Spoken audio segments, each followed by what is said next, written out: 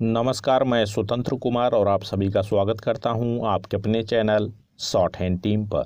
तो दोस्तों, आज के इस वीडियो में दैनिक जागरण के संपादकीय से 459 शब्दों के डिक्टेशन को हम लोग लेने वाले हैं। इसे हम 3 अलग अलग स्पीड में लेंगे। पहली बार में 70 की स्पीड में, दूसरी बार में 80 की स्पीड में, तो तीसरी और आखिरी बार में इसी डिक्टेशन को हम लोग 90 की स्पीड में लेने वाले हैं।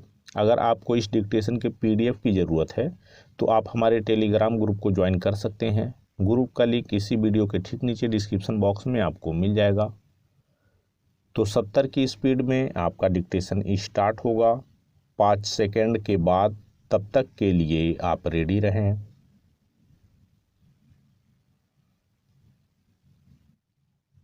स्टार्ट। यूक्रेन पर रूस के हमले का 1 वर्ष पूरा होने जा रहा है, लेकिन युद्ध समाप्त होने के कहीं कोई संकेत नहीं दिख रहे हैं। पिछले दिनों अमेरिकी राष्ट्रपति और रूसी राष्ट्रपति ने एक दूसरे के खिलाफ जैसे वक्तव्य दिए, उससे इस युद्ध के हाल फिलहाल समाप्त होने की कोई संभावना नहीं दिखाई देती। उल्टे इस युद्ध से उपजा तनाव बढ़ता दिख रहा है। चीन की ओर से रूस को हथियार देने की तैयारी पर अमेरिका ने उसे चेतावनी दी है, लेकिन वह उसकी कोई परवाह करता नहीं दिख रहा है।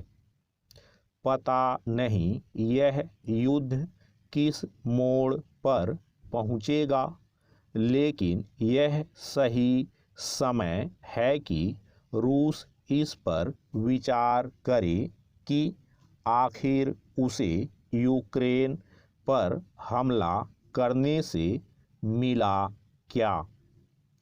वह जिस तरह यूक्रेन पर अपने हमले जारी रखने को विवश है, उससे यही स्पष्ट होता है कि उसने जो लक्ष्य तय कर रखे थे वे उसे प्राप्त नहीं हो सके।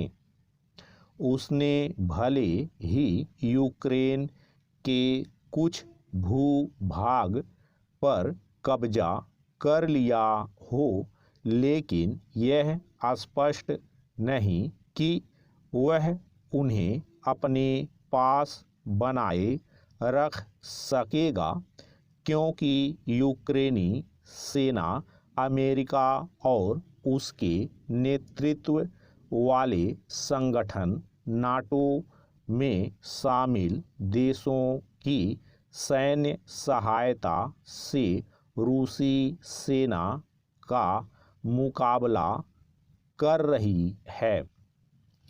स्पष्ट है कि इस स्थिति में युद्ध विराम की कोई सूरत नहीं बनती।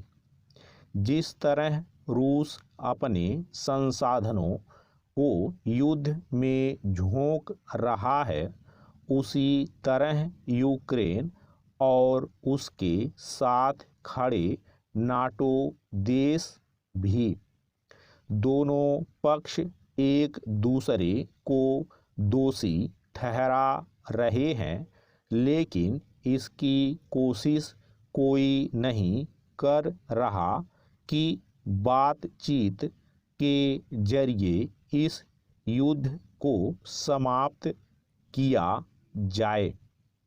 जैसे रूस को यह समझ नहीं आ रहा है कि उसे यूक्रेन के कुछ हिस्सों पर काबिज होने से हासिल क्या होने वाला है, वैसे ही यूक्रेन इस पर ध्यान देने को तैयार नहीं कि वह वस्तुतः पश्चिम का मोहरा बनकर रह गया है। पैरा। रूस यूक्रेन युद्ध ने केवल इन दोनों देशों को ही प्रभावित नहीं किया बल्कि यूरोप समेत समूचे विश्व पर असर डाला है। इस युद्ध के चलते खाद्यान्न संकट तो पैदा ही हुआ, अन्य अनेक आवश्यक वस्तुओं की आपूर्ति भी प्रभावित हुई। इसके चलते तमाम आवश्यक वस्तुओं के मूल्य दुनिया भर में बढ़े हैं। इस युद्ध ने केवल यूक्रेन में ही जनधन की हानि नहीं की है बल्कि किसी न किसी रूप में पूरे विश्व के लोगों पर बुरा असर डाला है। मानवता के समक्ष उपजे इस संकट को सभी स्वीकार तो करते हैं, लेकिन कोई भी इस पर बल देने के लिए आगे नहीं आ रहा है कि युद्ध को थामने की जरूरत है। संयुक्त राष्ट्र इस युद्ध को रोकने में जिस तरह असहाय दिखा, वह चिंता की बात है।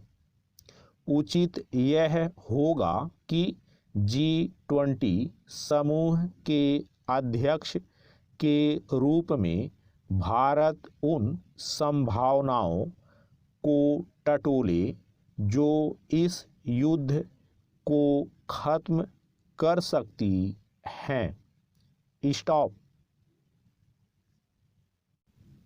दोस्तों, इसी डिक्टेशन को दूसरी बार में हम लोग 80 की स्पीड में लेंगे और आपका समय स्टार्ट होगा 5 सेकंड के बाद। तब तक के लिए आप रेडी रहें।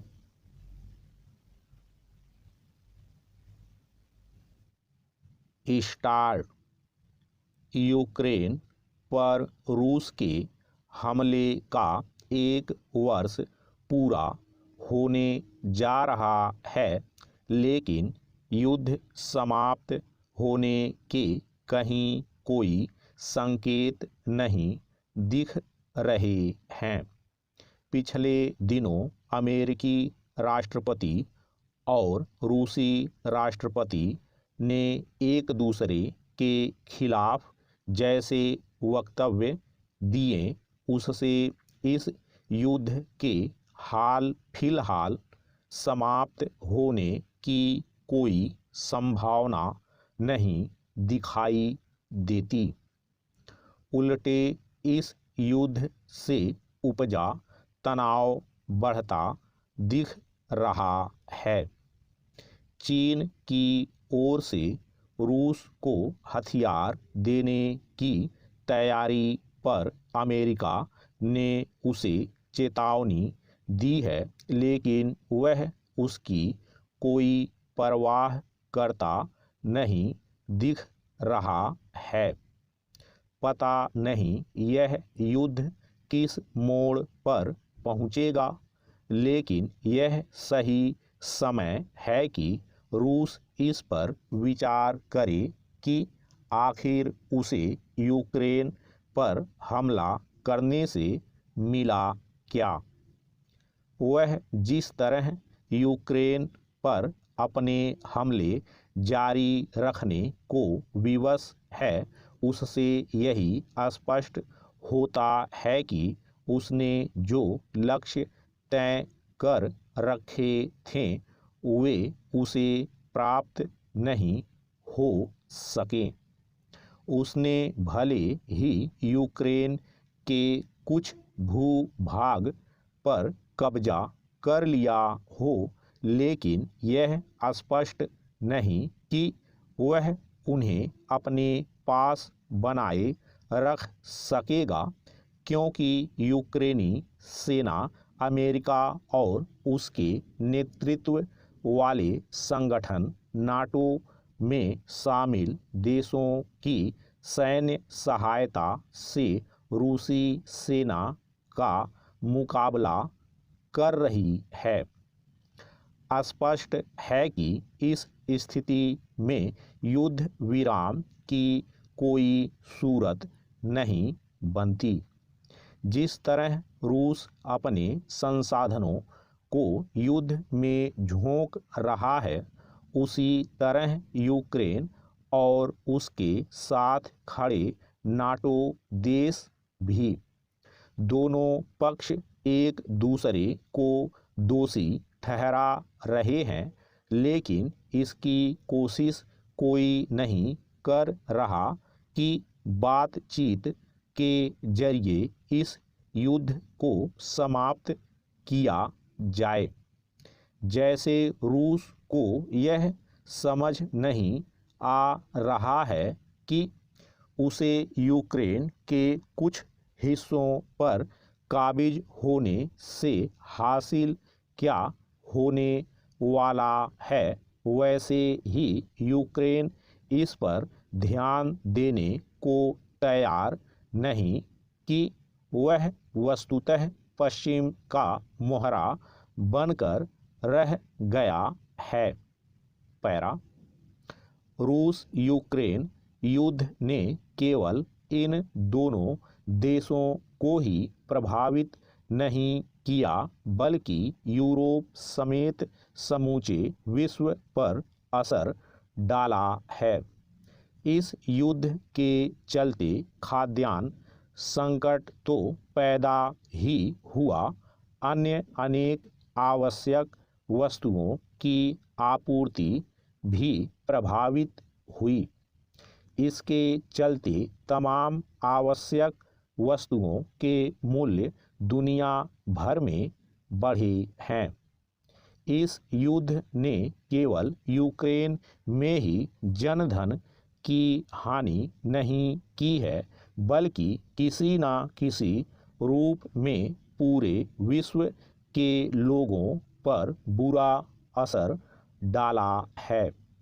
मानवता के समक्ष उपजे इस संकट को सभी स्वीकार तो करते हैं, लेकिन कोई भी इस पर बल देने के लिए आगे नहीं आ रहा है कि युद्ध को थामने की जरूरत है। संयुक्त राष्ट्र इस युद्ध को रोकने में जिस तरह असहाय दिखा, वह चिंता की बात है।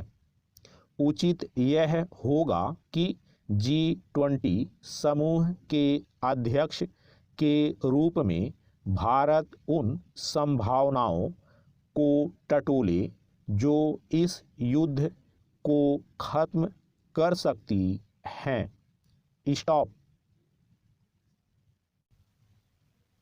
दोस्तों, इसी डिक्टेशन को तीसरी और आखिरी बार में हम लोग 90 की स्पीड में लेंगे और आपका समय स्टार्ट होगा 5 सेकंड के बाद। तब तक के लिए आप रेडी रहें।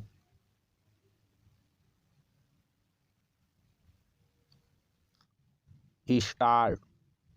यूक्रेन पर रूस के हमले का 1 वर्ष पूरा होने जा रहा है, लेकिन युद्ध समाप्त होने के कहीं कोई संकेत नहीं दिख रहे हैं।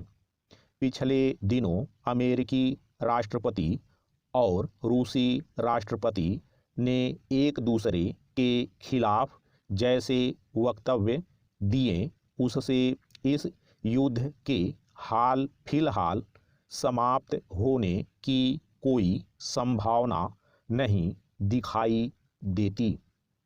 उल्टे इस युद्ध से उपजा तनाव बढ़ता दिख रहा है। चीन की ओर से रूस को हथियार देने की तैयारी पर अमेरिका ने उसे चेतावनी दी है, लेकिन वह उसकी कोई परवाह करता नहीं दिख रहा है। पता नहीं यह युद्ध किस मोड़ पर पहुंचेगा, लेकिन यह सही समय है कि रूस इस पर विचार करे कि आखिर उसे यूक्रेन पर हमला करने से मिला क्या। वह जिस तरह यूक्रेन पर अपने हमले जारी रखने को विवश है, उससे यही स्पष्ट होता है कि उसने जो लक्ष्य तय कर रखे थे वे उसे प्राप्त नहीं हो सके। उसने भले ही यूक्रेन के कुछ भूभाग पर कब्जा कर लिया हो, लेकिन यह स्पष्ट नहीं कि वह उन्हें अपने पास बनाए रख सकेगा, क्योंकि यूक्रेनी सेना अमेरिका और उसके नेतृत्व वाले संगठन नाटो में शामिल देशों की सैन्य सहायता से रूसी सेना का मुकाबला कर रही है। स्पष्ट है कि इस स्थिति में युद्ध विराम की कोई सूरत नहीं बनती। जिस तरह रूस अपने संसाधनों को युद्ध में झोंक रहा है, उसी तरह यूक्रेन और उसके साथ खड़े नाटो देश भी। दोनों पक्ष एक दूसरे को दोषी ठहरा रहे हैं, लेकिन इसकी कोशिश कोई नहीं कर रहा कि बातचीत के जरिए इस युद्ध को समाप्त किया जाए। जैसे रूस को यह समझ नहीं आ रहा है कि उसे यूक्रेन के कुछ हिस्सों पर काबिज होने से हासिल क्या होने वाला है, वैसे ही यूक्रेन इस पर ध्यान देने को तैयार नहीं कि वह वस्तुतः पश्चिम का मोहरा बनकर रह गया है। पैरा रूस यूक्रेन युद्ध ने केवल इन दोनों देशों को ही प्रभावित नहीं किया, बल्कि यूरोप समेत समूचे विश्व पर असर डाला है। इस युद्ध के चलते खाद्यान्न संकट तो पैदा ही हुआ, अन्य अनेक आवश्यक वस्तुओं की आपूर्ति भी प्रभावित हुई। इसके चलते तमाम आवश्यक वस्तुओं के मूल्य दुनिया भर में बढ़े हैं। इस युद्ध ने केवल यूक्रेन में ही जनधन की हानि नहीं की है, बल्कि किसी न किसी रूप में पूरे विश्व के लोगों पर बुरा असर डाला है। मानवता के समक्ष उपजे इस संकट को सभी स्वीकार तो करते हैं, लेकिन कोई भी इस पर बल देने के लिए आगे नहीं आ रहा है कि युद्ध को थामने की जरूरत है। संयुक्त राष्ट्र इस युद्ध को रोकने में जिस तरह असहाय दिखा, वह चिंता की बात है। उचित यह होगा कि G20 समूह के अध्यक्ष के रूप में भारत उन संभावनाओं को टटोले जो इस युद्ध को खत्म कर सकती हैं। स्टॉप।